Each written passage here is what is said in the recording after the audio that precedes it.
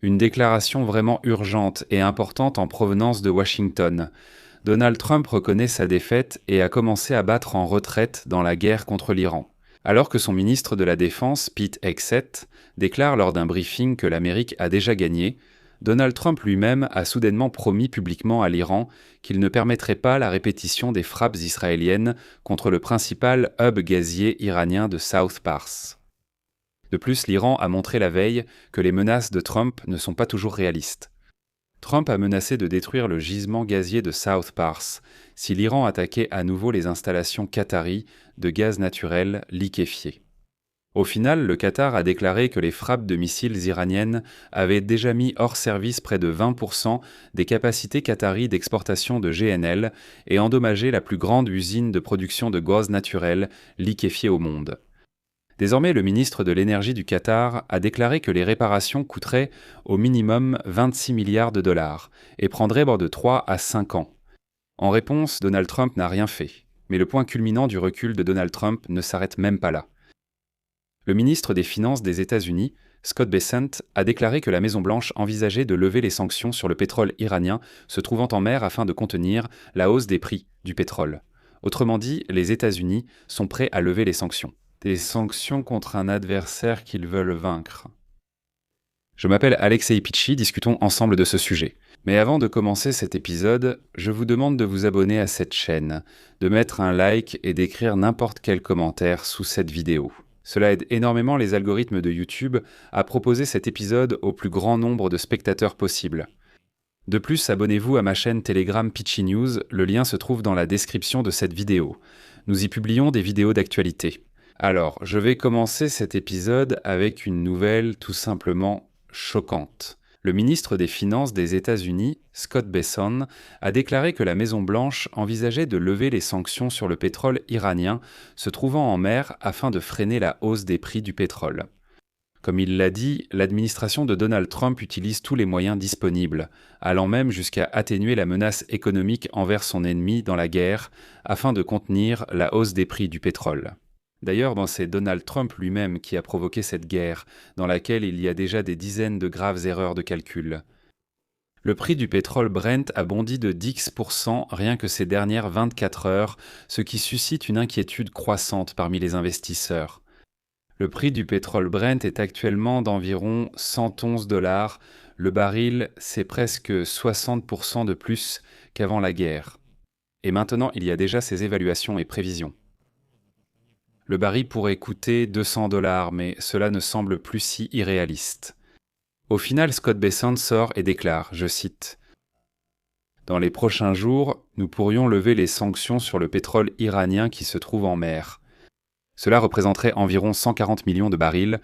En fait, nous allons utiliser le pétrole iranien contre les Iraniens pour contenir la hausse des prix pendant les 10 à 14 prochains jours alors que nous poursuivons cette campagne. Ainsi, nous avons beaucoup de leviers d'influence. » J'ai presque envie de dire, quoi, il y a un nouveau stratège au sein de la Maison-Blanche. Encore des manœuvres? Il dit, nous lèverons les sanctions pour que les Iraniens financent la guerre. Ce sera selon lui une action contre eux-mêmes. Hein? Comment les avons-nous doublés? Ça sonne complètement absurde. C'est-à-dire qu'alors que les alliés des États-Unis dans le Golfe Persique ne peuvent pas vendre leur pétrole à cause du blocus du détroit d'Ormuz par l'Iran, les États-Unis permettent simplement à l'Iran de commercialiser son propre pétrole. Maintenant, la question. Alors, quel serait l'intérêt pour l'Iran de débloquer le détroit d'Ormuz? Lequel? En fait, l'Iran a réussi à faire lever les sanctions par la force. Et si cette méthode fonctionne, pourquoi y renoncer? Eh bien, ils peuvent continuer à bloquer le détroit d'Ormuz. Les autres pays ne peuvent pas commercer le pétrole. Les Américains diront « D'accord, levons encore des sanctions pour que l'Iran continue à vendre du pétrole. » C'est un super système. C'est le signe que la guerre de Trump échappe à tout contrôle. Au cours des dernières semaines, la Maison-Blanche a réussi à contenir les prix grâce à diverses garanties et mesures. Promesse d'escorter les pétroliers dans le détroit d'Ormuz, crucial ce qu'ils n'ont jamais fait, et suspension de la loi Jones aux États-Unis.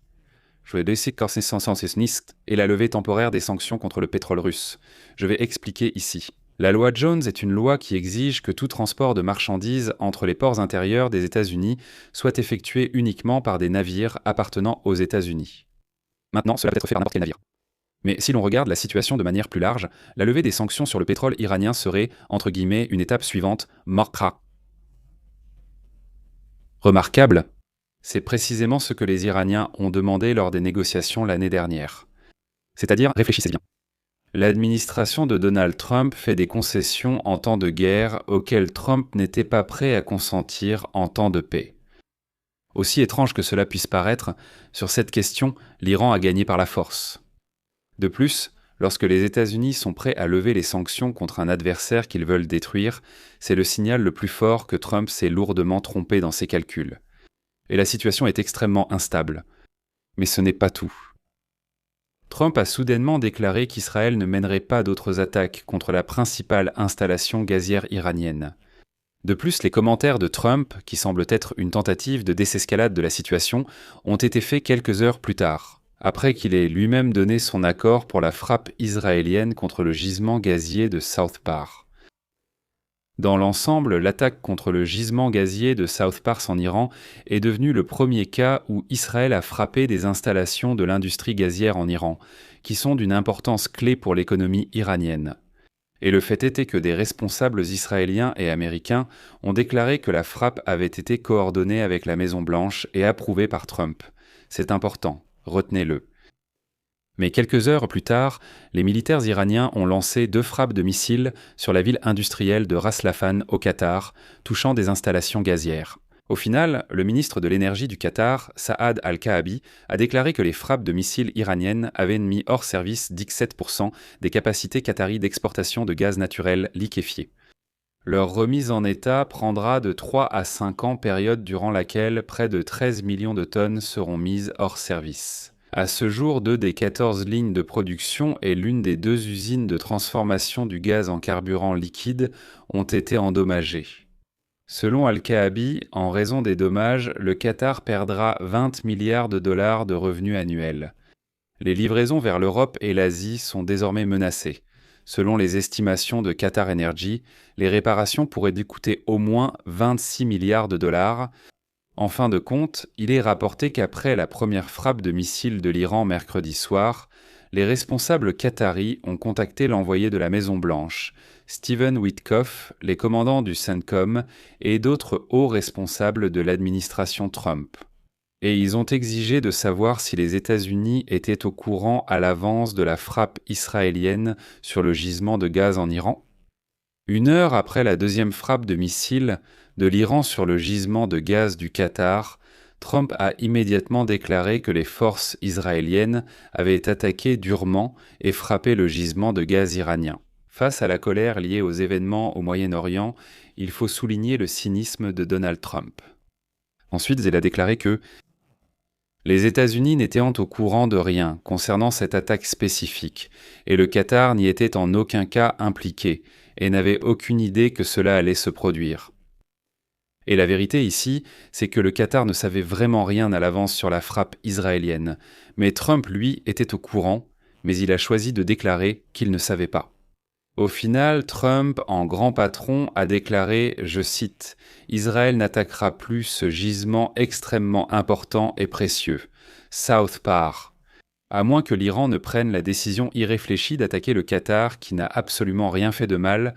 Si l'Iran attaque à nouveau le Qatar, les États-Unis, avec ou sans l'aide ou l'accord d'Israël, provoqueront une explosion massive de tout le gisement gazier de South Pars, avec une force et une puissance qu'il n'a jamais vues ni connues auparavant. Si l'usine de gaz naturel liquéfié du Qatar est à nouveau attaquée, je le ferai sans hésiter. Mais mes amis, nous nous souvenons tous de plusieurs ultimatums et échéances de Donald Trump à Vladimir Poutine, n'est-ce pas ? La guerre de la Russie contre l'Ukraine continue toujours, et cela fait déjà plus d'1 an que Trump est au pouvoir. Il y a eu plusieurs ultimatums et échéances. Et pendant ce temps, l'Iran a appelé ses voisins à rester vigilants et sur leur garde. Je vais m'arrêter là. Donnez votre avis et vos conclusions dans les commentaires sous cette vidéo. Abonnez-vous à la chaîne, cliquez sur la cloche et n'oubliez pas de mettre un like. Si cet épisode vous a paru intéressant et utile et que vous souhaitez soutenir le travail de notre État, chaîne YouTube, vous pouvez le faire financièrement en faisant un don, en vous abonnant ou en devenant membre sur YouTube. C'est très simple. Tous les liens et informations nécessaires se trouvent dans la description de cette vidéo, ou bien sous cette vidéo, il y a un bouton pour s'abonner et rejoindre la chaîne, ou encore scanner Knochin. Fibers Peparteos par scanner le QR code qui s'affiche sur vos écrans. C'est le moyen le plus pratique de soutenir le travail de notre chaîne par un don unique. Je vous serai reconnaissant pour tout soutien de votre part. C'est tout pour aujourd'hui, à bientôt et prenez soin de vous.